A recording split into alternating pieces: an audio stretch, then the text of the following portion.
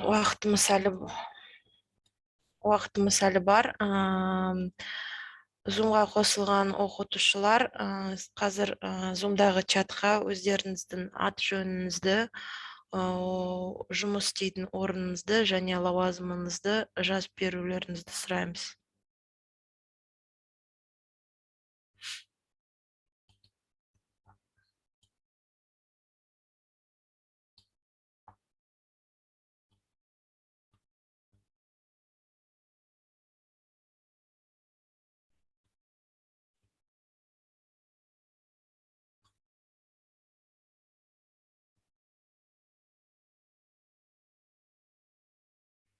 Қазір тағы 16:00-де оқыту басталады, әлі 3 минут тоса тұрайық. Оған дейін жоғарыдағы айтып кеткенімді жазып берулеріңізді сұраймын. Аты жөніңізді, лауазымыңызды және қай организациядан болатыныңызды Zoom чатына.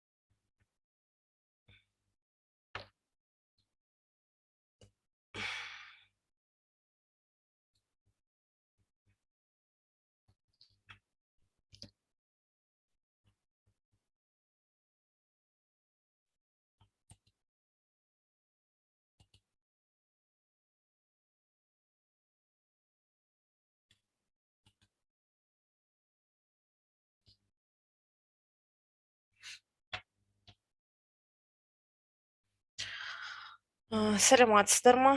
Чатқа жаңадан қосылған адамдар бар болса, Zoom чатына өздеріңіздің ат жөніңізді, қай организациядан болатыныңызды және лауазымыңызды жазып берулеріңізге сұраймын.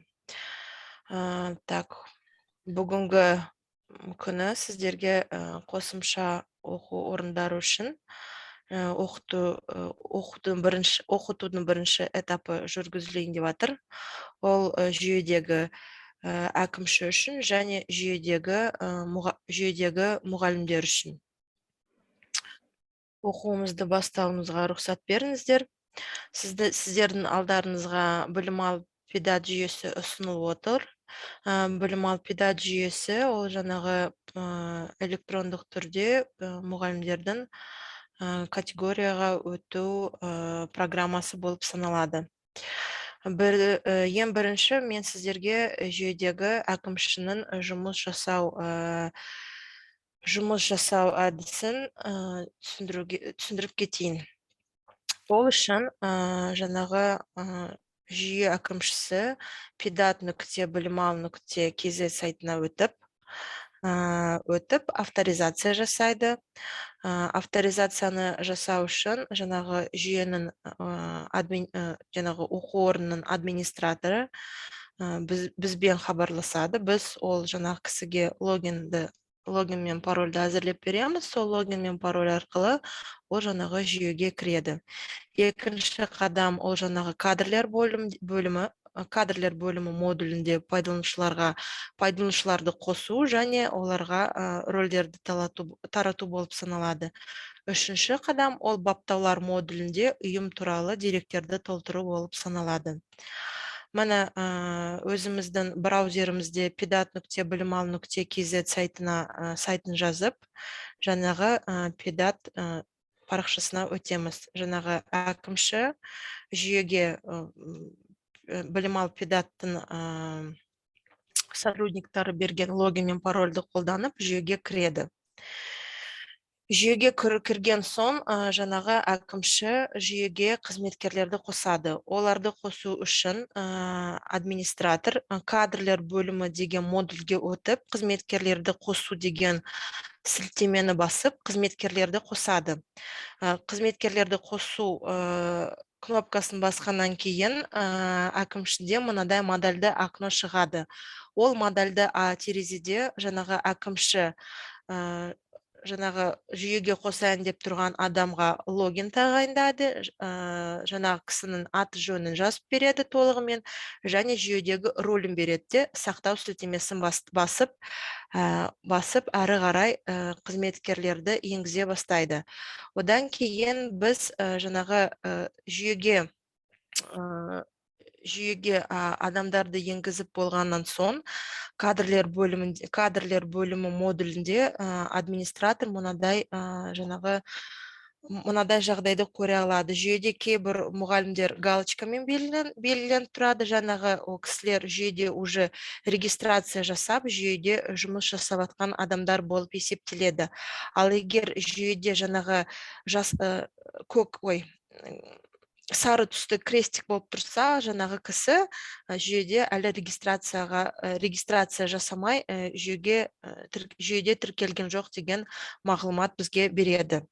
Так, енді әкімшінің келесі қадамына өтейік. Ол жаңағы әкімшінің келесі қадамы болып баптаулар модуліне өту. Баптаулар модулінде жаңағы әкімші өзінің ұйымының толық атауын тексереді, орыс тілі және қазақ тілінде дұрыс жазылып тұрғанын, жаңағы организацияның бейінін, білім беру формасын қарайды, облысты, аймақ, және мына жерге іске асырылатын білім беру бағдарламасы деген жерге қосымша, ол жаңағы қосымша білім берудің белгісі болып саналады. Одан кейін сақтау сілтемесін бастап, осымен бізде жүйедегі әкімшінің жұмысы аяқталады. Жүйедегі әкімшінің жұмысын қорытындылай келсек, ол pedat.bilimал.kz сайтына өтіп, авторизация үшін деректерді енгізу. Екінші қадам ол кадрлер бөлімі модулінде пайдаланушыларды қосу, оларға логиндерді тарату. Үшінші қадам баптаулар модулінде ұйым туралы деректерді толтыру болып саналады. Барлығы естіліп тұр ғой?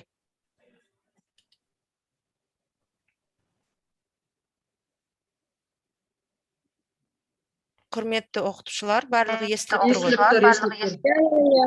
Аха, все жақсы. Енді біз білім алу педагог жүйесіндегі мұғалімнің жұмыс тәртібіне көшейік. Мұғалімнің жұмыс тәртібі жүйеде 5 қадамнан тұрады. Ол жаңағы pedat.bilimал.kz сайтына өтіп, жүйе әкімшісін берген логинмен тіркелу. Екінші, өтініштер модулінде аттестацияға өтімін жасау. Үшінші қадам портфолияны толтыру, құжаттарды тіркеу.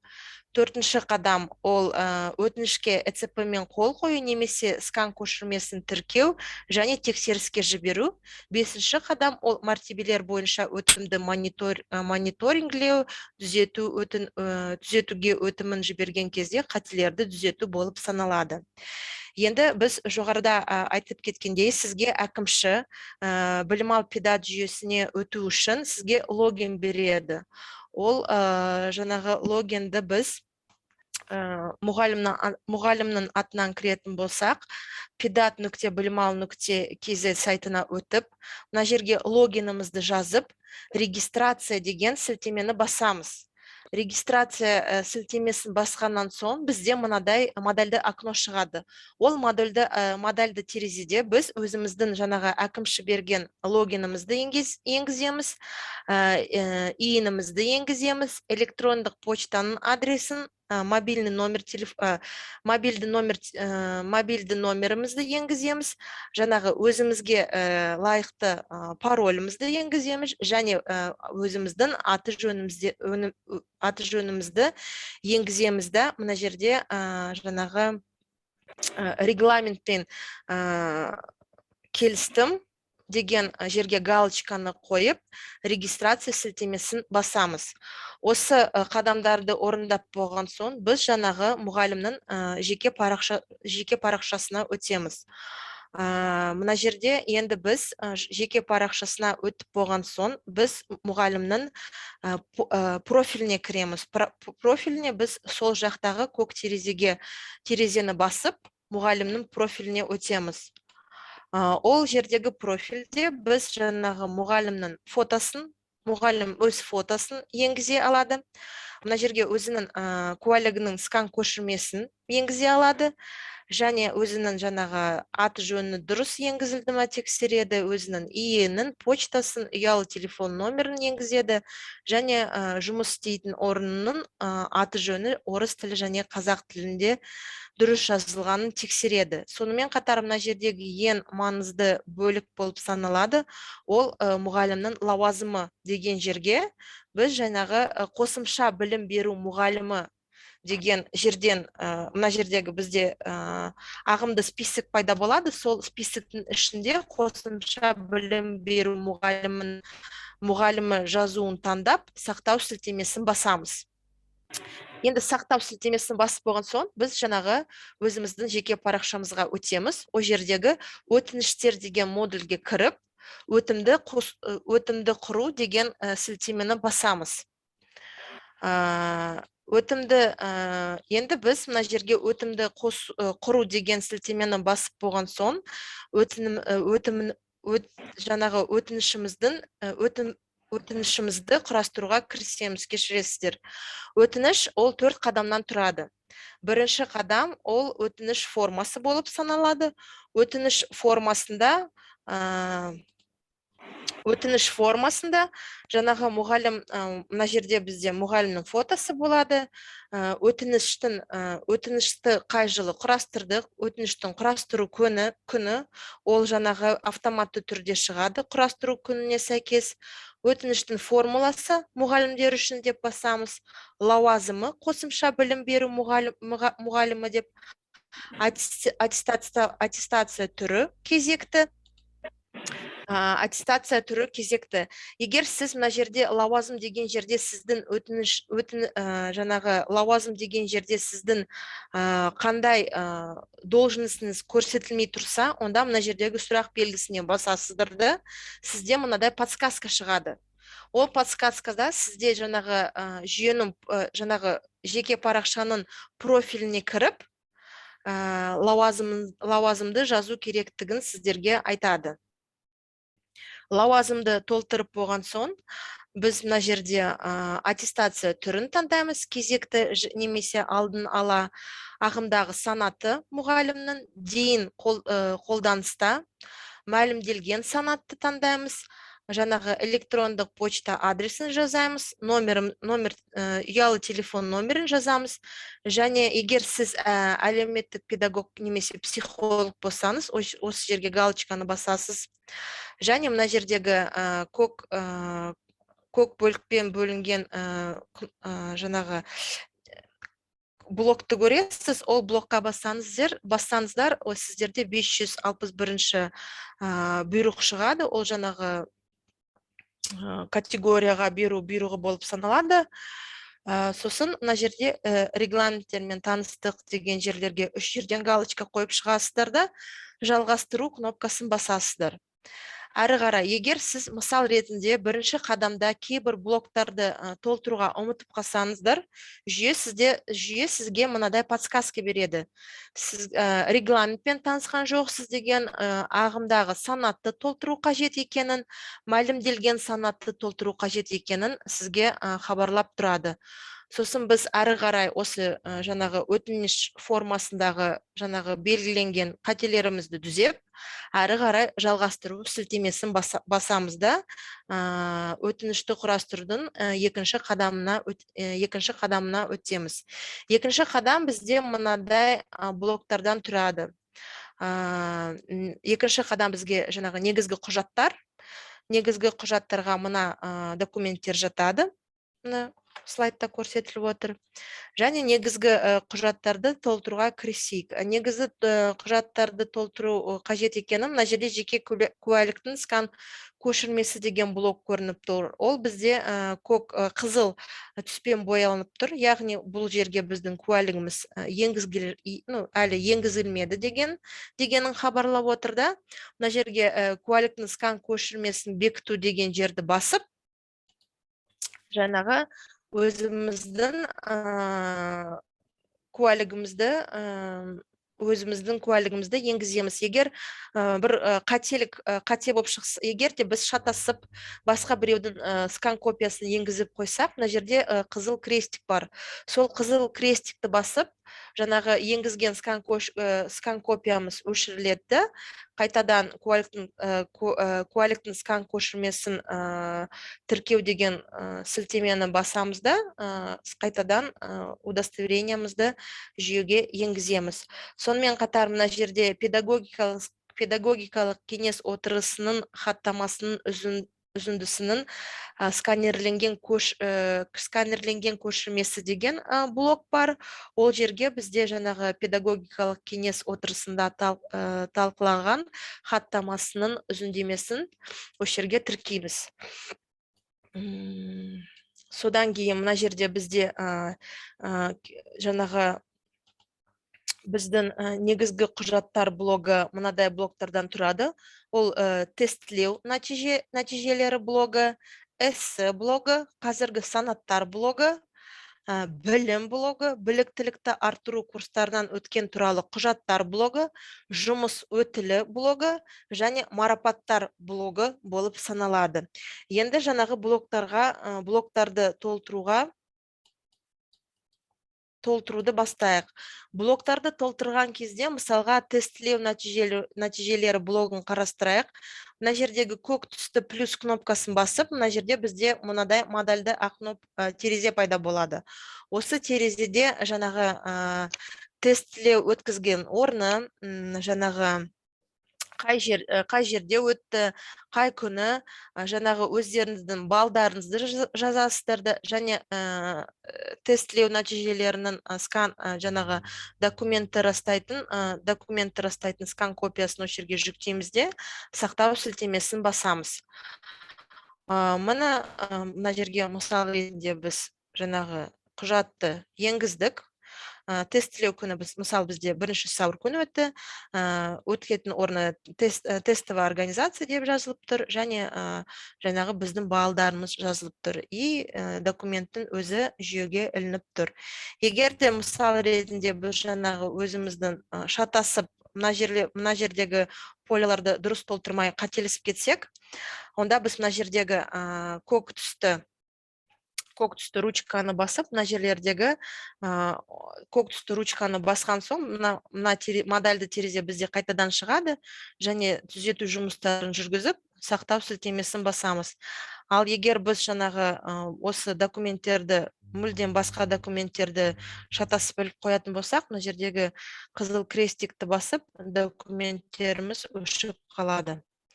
Енді келесі блокты енгізуге кірісейік. Ол жаңағы эссе блогы. Жаңағы эссенің тақырыбы. Құжатқа сілтеме немесе құжаттың файл ретінде, мына жерге құжаттың сілтемесін тіркей аласыз. Және жаңағы файлды жүктей аламыз да, сақтау кнопкасын басамыз.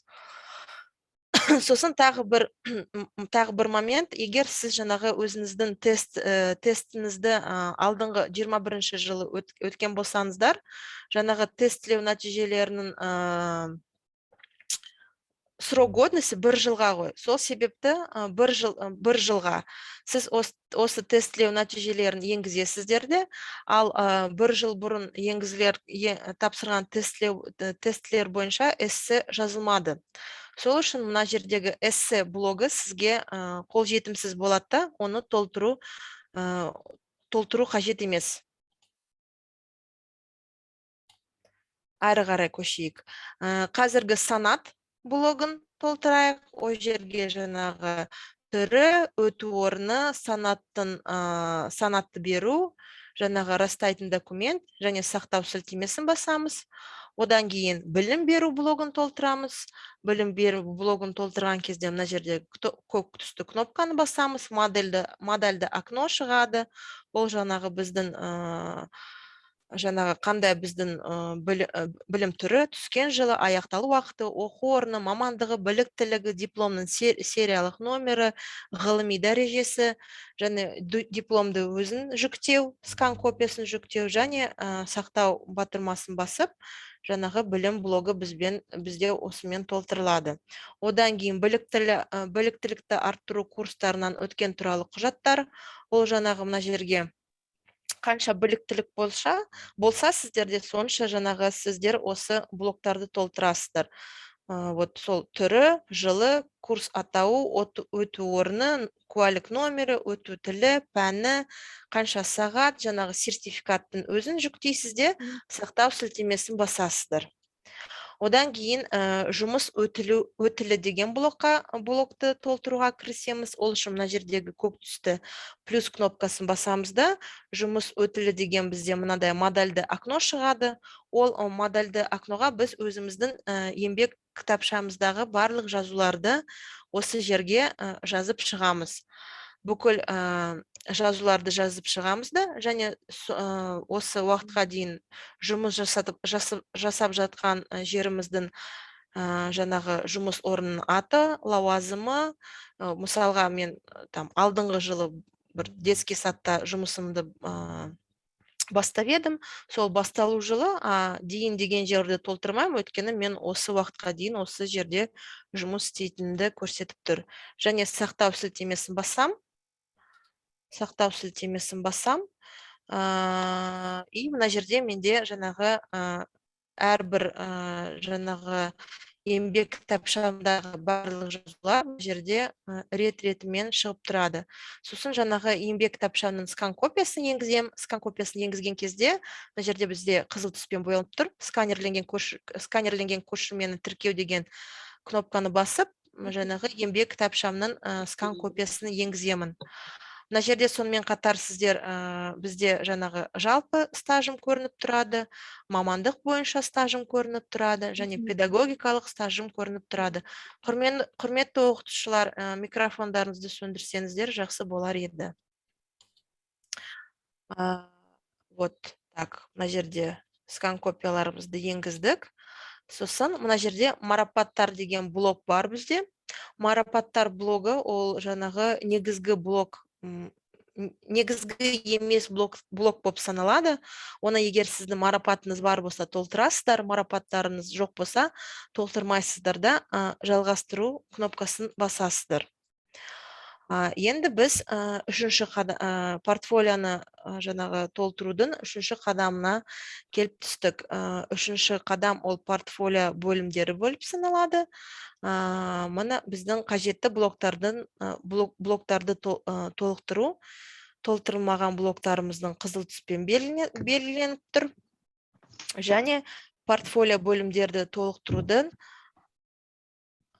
портфолио бөлімдерді толтыруға кірісейік. Портфолио бөлімдері келесі блоктардан тұрады. Ол жаңағы студенттердің немесе оқушылардың таңдаған білім беру бағдарламасын меңгеру деңгейі деген блок болып саналады. Егер ол блокқа не енгізулеріңізді білмей тұрсаңыз, мына жердегі көк түсті сұрақ белгісіне бассаңыз, мына жерде білім алушының бағдарламасын кем дегенде 50% игеру деген подсказка шығады. Сосын келесі блок ол оқу сапасы, тәрбиешілердің жетістіктері деген блок, және педагогтың кәсіби жетістіктері деген блок. Енді осы блоктарды толтыруға кірісейік. Студенттердің, оқушылардың таңдаған білім беру бағдарламасын меңгеру деңгейі деген жерде көк түс блогын толтыруға кірісейік. Ол үшін мына жердегі көк түсті плюс кнопкасына басып, мына жерде мынада модальды окно шығады. Ол модальды окнода мына жерде көк түсті жазу пайда болады. Ол жазу сіздерге подсказка болып саналады. Жаңағы материалдың атауын жазасыздар және документтің өзін жүктейсіздер де сақтау кнопкасын басып келесі блокты толтыруға кірісеміз. Ол оқыту сапасы, және мына жерде подсказка бізде шығып тұрады. Материал аты, сілтеме, документтің өзін жүктейміз және сақтау кнопкасын басамыз. Келесі блокты толтыруға ол тәрбиелеушілердің жетістіктері блогына көштік. Ол жерде мына жерде көк кнопканы басамыз, модельді окно пайда болады. Модельді окнода тағы бізде мында подсказка болады. Бұйрығын таңдадым деген, және мыналардың бүкіл жердегі жазуларды толтырып шығасыздар да, сақтау сілтемесін басып, келесі блокқа өтеміз. Ол педагогтың кәсіби жетістіктері блогы деген. Ол жерге де көк кнопканы басып, модельді окно пайда болады. Модельді терезенің ішінде көк түсті жазу болады, ол подсказка. Жетістіктің атауын жазасын, өткізу күнін, өткізілген жылы, деңгейі, нәтижесі, сілтеме, жаңағы документтің өзін жүктейсіз де, сақтау кнопкасын басасыздар да, жалғастыру кнопкасын басасыздар. Барлық блоктар толтырып болған соң. Барлық блоктар толтырып болған соң, бізде мына жерде 4-ші қадамға өтеміз. Ол жаңағы өтінішке қол қою. Өтінішке қол қоюдың бізде 2 түрі бар.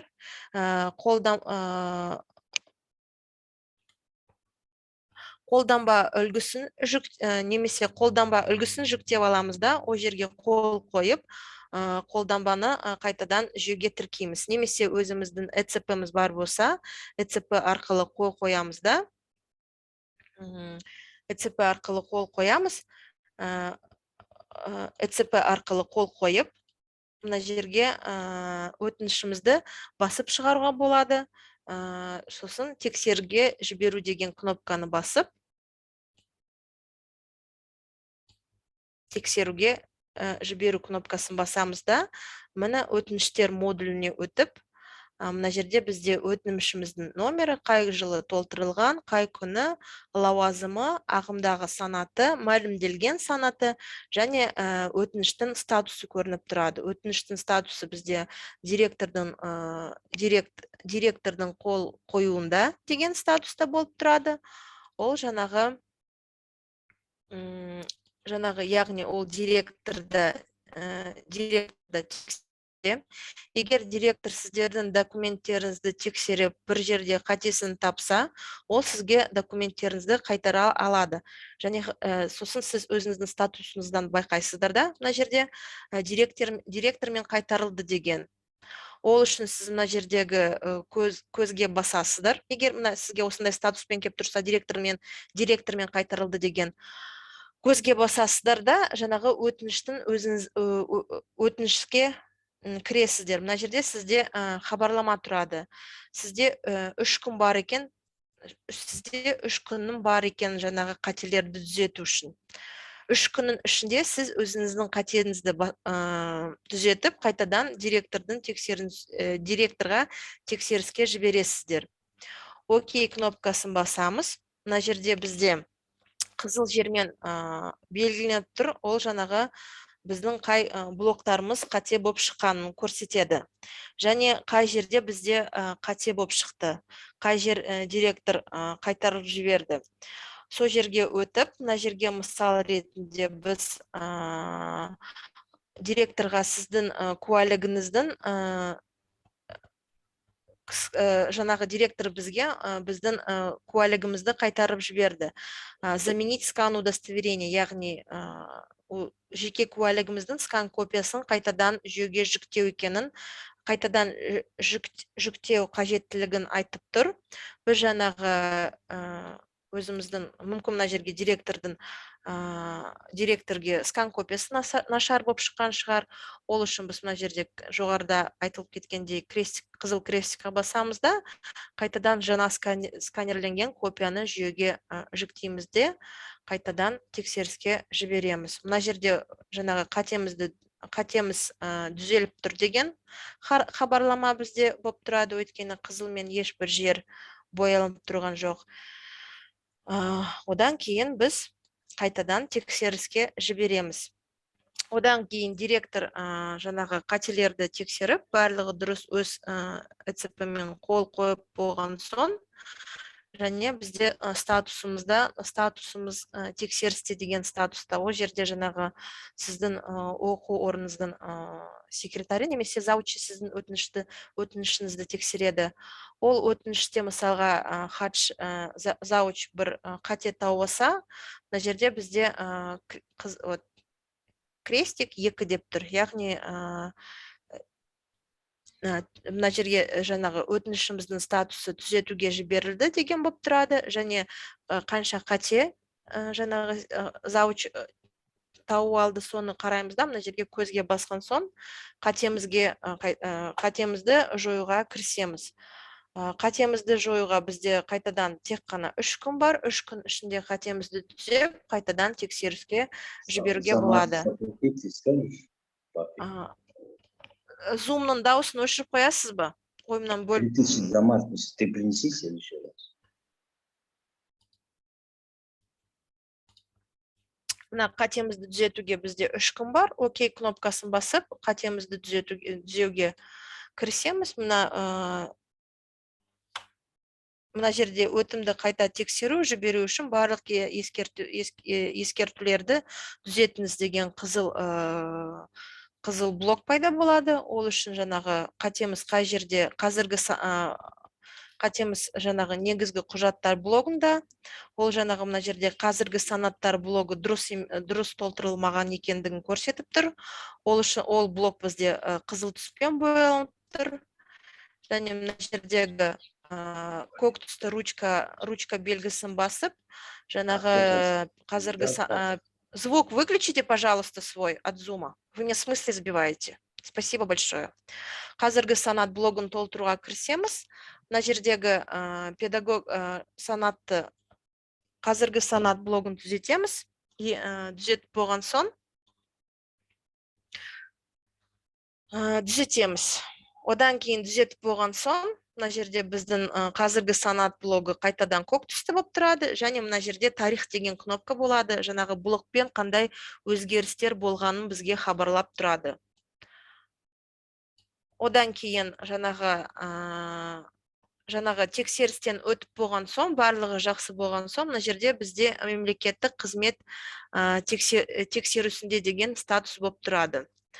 Егер мемлекеттік қызмет тексерусінде деген статус болады. Егер мемлекеттік қызмет сіздің өтінішіңізді қабылдамаса, мына жерде сізде парақтың значогы болып тұрады. Ол жаңағы сіздің распискаңыз, яғни расписка, сол сілтемеге басып, мына жерде сіздің распискаңыз болады. Распискада сізде не себепті сіздің жұмыс өтінішіңізді қайтадан қабылдаған жоқ, соның барлығы жазылып тұрады. Сонымен қатар сіз жаңағы өзіңіздің, егер сіз жаңағы мемлекеттік қызмет сіздің жұмысыңызды қабылдамаса, мына жерде мысалға бізде қайтадан мынандай қызыл блок пайда болады. Ол жерде қандай қате екенін, бізге қате бар екенін көрсетіп тұрады. Жаңағы өтініштің беру күнін түзету деген. Ол үшін жаңағы біз өтінішіміздің ең бірінші қадамына өтеміз, және өтініш күнін өзгертіп, қайтадан жалғастыру кнопкасын басып, қайтадан тексеріске жібереміз. Сонымен қатар мына жерде біздің өтінішімізге өткен кезде бізде мына жерде өтінішіміздің қолдану тарихы жазылып тұрады. Қолдану тарихында біздің өтінішпен қандай жұмыстар жүргізілген барлығы көрініп тұрады. Одан кейін мысалға сіздің өтінішіңізді түзетіп, қайтадан тексеріске жібергеннен соң, жаңағы статусы тексерісте болып тұрады. Егер тексерісте болған соң, мемлекеттік қызметпен қабылданды деген статуста болып тұрса, мына жерде парақтың белгісіне басып, өзіңіздің распискаңызды аласыз. Ол распискада сіздің өтінішіңіз комиссияға жіберілген растайды, және ол жаңағы жұмысыңызда өтінішіңізде қандай документтер болғанын көрсетеді. И сосын сіз осы жерден бастап өзіңіздің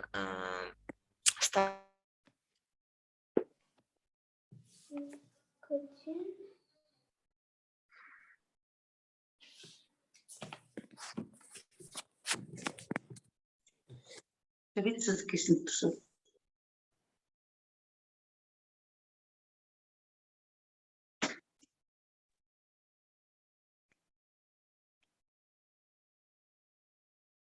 Recording in progress.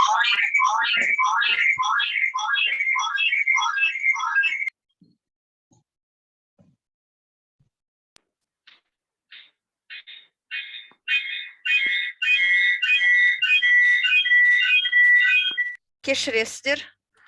Одан кейін сіздің өтінішіңіз жаңағы комиссияға жіберіледі. Комиссияға жіберілді деген статуста болады. Одан кейін комиссия өз жұмысын жүргізіп болған соң сізге жаңағы сіздің өтінішіңіз сәйкес келді деген статуспен келеді. Мына жерде ол енді сіз өзіңіздің куәлігіңізді шығару алу өзіңіздің куәлігіңізді алуға болады. Ол үшін жаңағы жүйедегі профильге кіресіз. Мына жердегі сол жақтағы көк түсті блокқа басып, өзіңіздің профиліңізге өтесіздер де. Мына жерде санаттар деген блок бар. Сол жерде жаңағы сіздің номеріңіз, лауазым, санаты, берілген күні, дейін қолжетімді деген блок бар. И жаңағы скан көшірме деген жеріне басып, өзіңіздің куәлігіңізді шығара аласыздар. Міне осымен біздің мұғалімнің жұмысы аяқталады білім алып педагог жүйесінде. Жұмысын қорытындылай келсек, ол жаңағы pedat.bilimali.org сайтына өтіп, жүйе әкімшісі берген логинмен тіркелу. Екінші, ол өтініштер модулінде аттестациялауға өтінім жасау. Үшінші қадам, ол портфолияны толтыру, құжаттарды тіркеу. Төртінші қадам, ол өтінішке ЭЦП-мен қол қою немесе скан көшірмесін тіркеу және тексеруге жіберу. Бесінші қадам, ол мәртебелер бойынша өтімді мониторингтеу, түзетуге өтінім жіберген кезде қателерді түзетіп, қайтадан комиссияға жіберу болып саналады. Осымен біздің жаңағы білім алып педагог жүйесіндегі бірінші қадам оқытудың бірінші этапы аяқталды. Ол жаңағы жүйедегі әкімші үшін және жүйедегі мұғалімнің жұмыс тәртібімен. Сұрақтарыңыз бар болса, жүйе бойынша сұрақтарыңызды қоюға болады. Саламатсыз ба, Дария мектебінен. Мына жерде біз админ ретінде мұғалімдерге пароль логин өзіміз құрастырамыз ба? Или мұғалім өзі береді, біз или система өзі бере ма? Жоқ, қараңыздар, ең бірінші, сіздің микрофоныңыз бір түрлі болып тұрған сияқты. Ең бірінші сіз админ ретінен сұрап тұрсыз, да? Я. Қараңыздар, админнің логин мен паролін біз береміз. Білім алып педагогтың жаңағы жұмыскерлері. Одан кейін сіз жаңағы администратор ретінде жүйеге жаңағы оқытушыларды тіркейсіздер. Ол үшін мына жерде отдел кадрлер бөлімі модуліне өтіп, қызметкерлерді қосу сілтемесін басасыздар. Ол сілтемені басқан соң, сізде мына жерде мынадай модельді окно шығады. Ол жерге логин жазасыздар, аты жөнін және жүйедегі рөлін жазып, сақтау сілтемесін басасыздар. Бітті. А логинді қайдан аласыз? Оны мұғалім сізге бере ма? Сіз оны өзіңіз құрастырып аласыз ба? Оны өзіңіз білесіздер. Бітті ма? Тағы сұрақтарыңыз бар ма? Кешіріңіз, тағы бір сұрақ. Админ ретінде, мысалы, педаттестатқа админ ретінде сіз парольді бересіз дедіңіз ғой, да? Логиннің паролі. Иә. Қай уақытта бересіздер? Сіз қандай организация? Батық мектебі. Шет ауданы Батық мектебі. Сіз мектеп болып саналасыз, да? Да.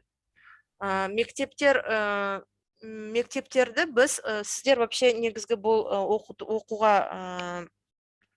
қатыспауларыңыз керек еді. Сіздер шет ауданы үшін сіздерге так, қазір айтам қай күні оқыту болады. Так, 13 сәуір күні сағат 4-те оқыту болады сіздер үшін. Техникалық жағдайға байланысты анау аптада оқыту бола алған жоқ. Сол себепті оқытуды кішкене жылжыттық. Кешірім сұрауға бола ма? Сонда бұл мектептерге бұндай жүйе болмай ма, әлде қалай? Естілмейміз. Есімім Бақытжан болады. Осы жүйе мектептерге педаттестацияға қолданыла ма, әлде басқа жүйе қолданыла ма?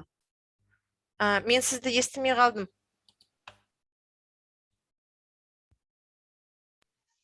Сұрағыңызды. Бұл мектеп бойынша емес, ауылда бұл жүйе кімге енді арналған? Біз бәріміз мектеп. Нет, сейчас обучение, қазір оқу, жаңағы доп организациялар қосымша оқыту орындары үшін жүргізіліп отыр. Доп организация? Да.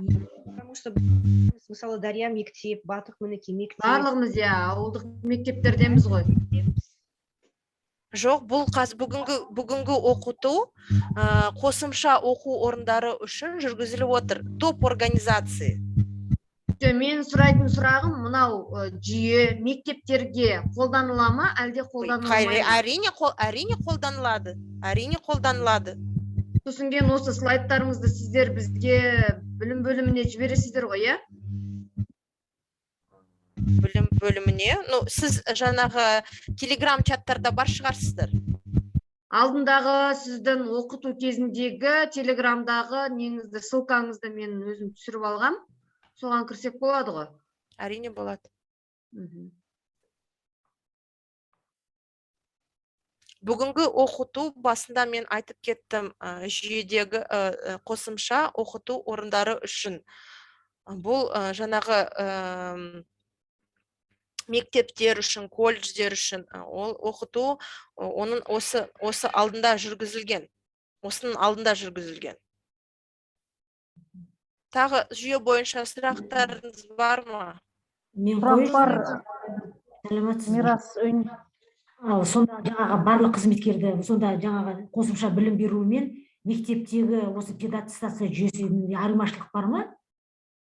Әрине бар, жаңағы мұғалімнің өтінішін толтыруда айырмашылықтар бар. Және жаңағы жүйедегі сотрудниктарды біз жаңағы сіздер білім ал электронды мектеп жүйесінде жұмыс істейсіздер ғой. Сол себепті біз жаңағы білім ал электронды мектептен білім ал педат жүйесіне біз оқытушыларды импорттаймыз. Өзіміз импорттаймыз, және мектептегі жұмыскерлер білім ал электронды мектепке кірген логин мен парольмен осы білім ал педат жүйесіне де кіре алады. Сіздің жүйедегі жұмыс регистрацияңыз басқаша болып саналады. Жақсы түсін. Саламатсыз ба, сұрақ қоюға бола ма? Әрине болады, тыңдап тұрмын. Мына осы балалардың жаңағы жетістіктерін бәрін бір PDF-пен қоюға бола ма, әлде? Жоқ, әр документті бөлек енгізесіздер. Жақсы, рахмет. Менің сұрағым бар. Қарағанды қаласы оқушылар сарайы. Мына ережеде былай деп жазылған, модератор және эксперт оларды қалалық білім бөлімі қарастырады деп. Ал енді күздің күні әрбір білім беру ұйымдары қарастырған болатын. Енді қазір көктемде қалай болады? Ол өтті ме? Әлде біз өзіміз қарастырамыз? Алдыңғы жылы өткен сұрағыңызды кішкене түсінбедім. Қараңыз, ережеде модератор мен экспертті қалалық білім беру басқармасы өткізеді Биыл? деп жазылған. Биыл емес, жалпы ережеде солай жазылған. Бірақ біз көктемде, күздің күні, өткен күздің күні біз өзіміз өткіздік модераторды осы білім беру ұйымдарында. Енді көктемде қалай болады? Қалалық білім беру бөлімі өткізе ме, әлде біз өткіземіз? Жоқ, қазір сіздер өзіңіздің оқу орныңызда ешбір аттестациялық комиссия құрастырмайсыздар. Сіз өзіңіздің жаңағы өтініштерді білім беру орнына жібересіздер, жаңағы жоғары өзінің лауазымына байланысты жаңағы өтініштеріңіз лауазымдарға байланысты жаңағы органдарға өтеді. Өзіңіз внутри организации ничего не рассматриваете. Жақсы. Просто күздің күні біз өзіміз өткіздік қой оны. Ереже жаңағы 561 приказбен танысқан болсаңыздар, ол жерде жаңағы кішкене өзгерістер бар. Сол себепті қазір организация ешбір категорияны бере алмайды. Жақсы, рахмет. Тағы сұрақтарыңыз бар ма? Телеграмдағы ссылкасын қайттан жасай аласыздар ма? Нені? Телеграмдағы ссылкасын. Группа. Қазір саламыз. Қандай? Так, доп организация. Айтып жібересіз ба? Біз алдында осылай администрацияларға кіргізбедік мұғалімдерді. Ол жерде ештеңе ауыстырып, ештеңе өзгерістер керек жоқ па енгізуге? Так, қайтадан сұрағыңызды. Администрацияның жұмысы деймін, біз мұғалімдерді иін арқылы енгіздік қой, жаңағы осы білім ал педат KZ-ке. Енді басқа ешқандай өзгерістер керек жоқ па енгізуге? Жоқ, сіз мысалы қызметкерлерді уже қызметкерлерді енгізіп қойғансыздар, иә? Иә. Ол жаңағы қызметкерлер өздері жаңағы жүйеге тіркеліп, регистрация жасап, жасады, все, ешқандай больше істемейсіздер. Получается, мұғалімдерге жаңағы документтерді қалай енгізу керек екенін түсіндіріп айту керекпіз, иә? Сол бойынша обучение ғой, иә, получается? Иә. Все, жақсы, рахмет.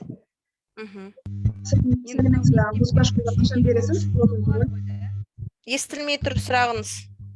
Логин, пароль, музыкальная школа, қашан бересіз? Естілмей тұр сұрағыңыз. Логин, пароль, музыкальная школа, қашан бересіз? Қандай организация боласыз? Музыкальная школа, балалар музыка мектебі. Мен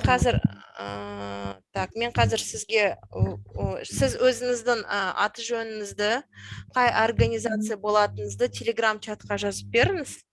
Сосын жаңағы біз... Маған ссылкасын жіберіңіз телеграмда. Енді жоқ ма группада? Жақсы, қазір. Саида ханым, осы Zoom чатқа, телеграм чаттың ссылкасын жібере аласыз ба?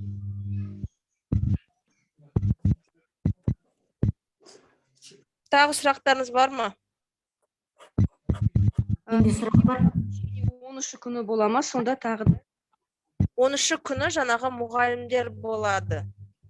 Білім ал педат школы телеграм чатында закрепленный файл бар. Ол жаңағы перенос жасалған оқыту.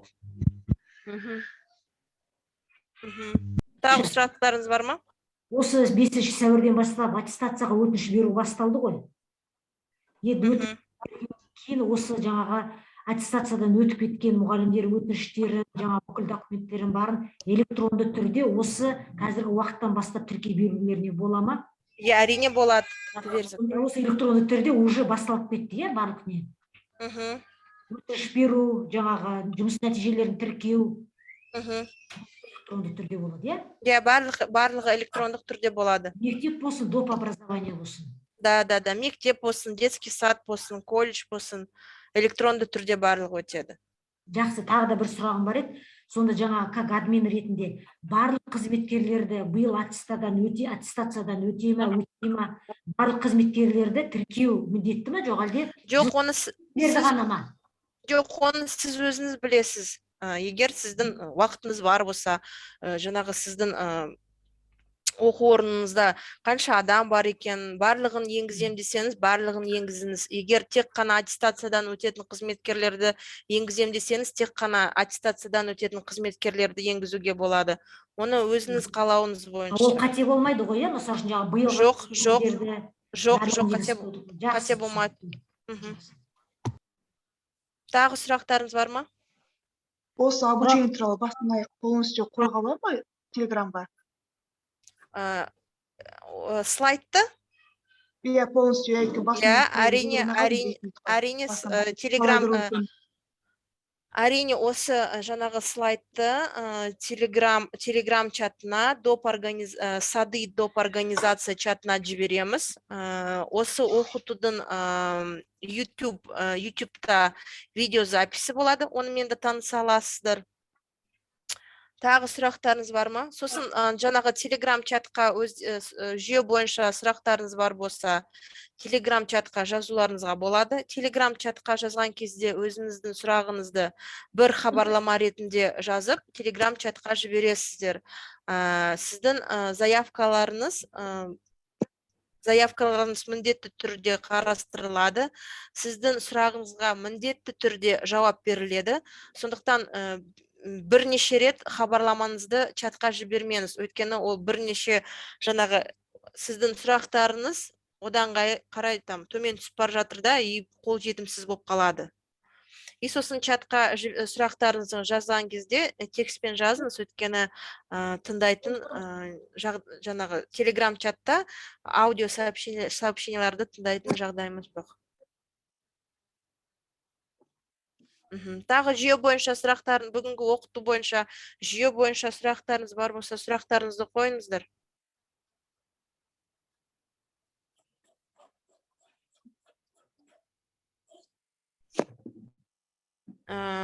Сұрақтарыңыз жоқ болса, барлығы түсінікті болса, жаңағы слайд Телеграм чатқа жіберіледі. Сады и доп организация деген чатқа жіберіледі.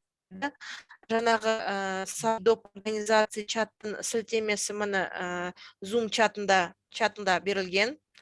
Осы сілтеме бойынша өтесіздер. Осы слайд жаңағы чатқа жіберіледі.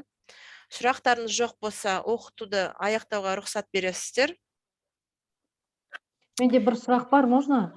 Тыңдап тұрмын. Директор ЭЦП-мен қояды ғой қолын. Сосын оны қайда жібереді, қалай жібереді? Қалай жібереді? Кто дальше рассматривать будет это вот? Одан кейін директор сіздің документтеріңізді тексеріп болған соң, ЭЦП-мен қол қойып болған соң, сіздің жұмысыңыз жаңағы әлі сіздің организацияңызда болады. Одан кейін ол тексеріс, сіздің өтінішіңізді жаңағы зауч тексереді.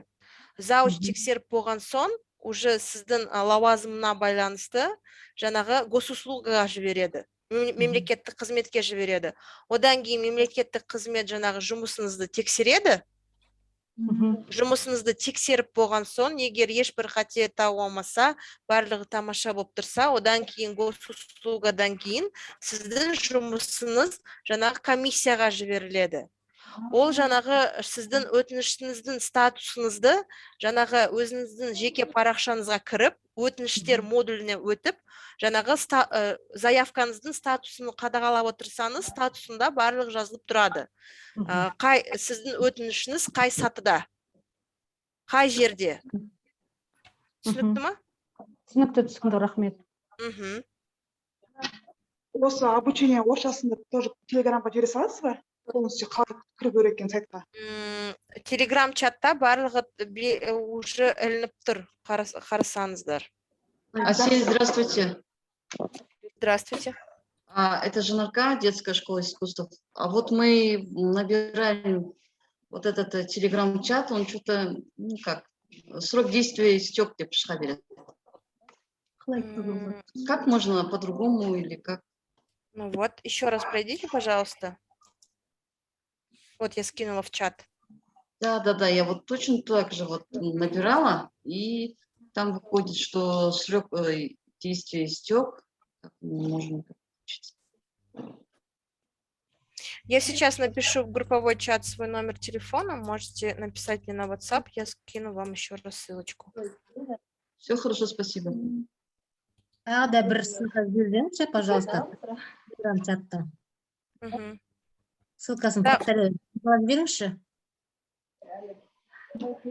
Қазір.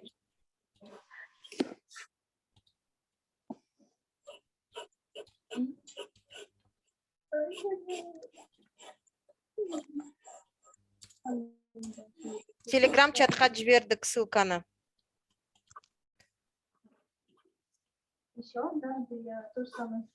Ешбір номерге біз жібермейміз, телеграм чаттың ссылкасын жібердік. Мен өзімнің жеке номерімді жібердім.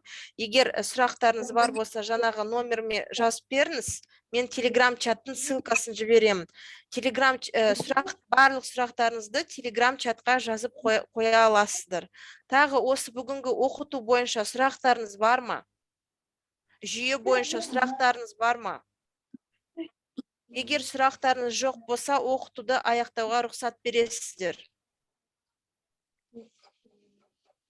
Жақсы.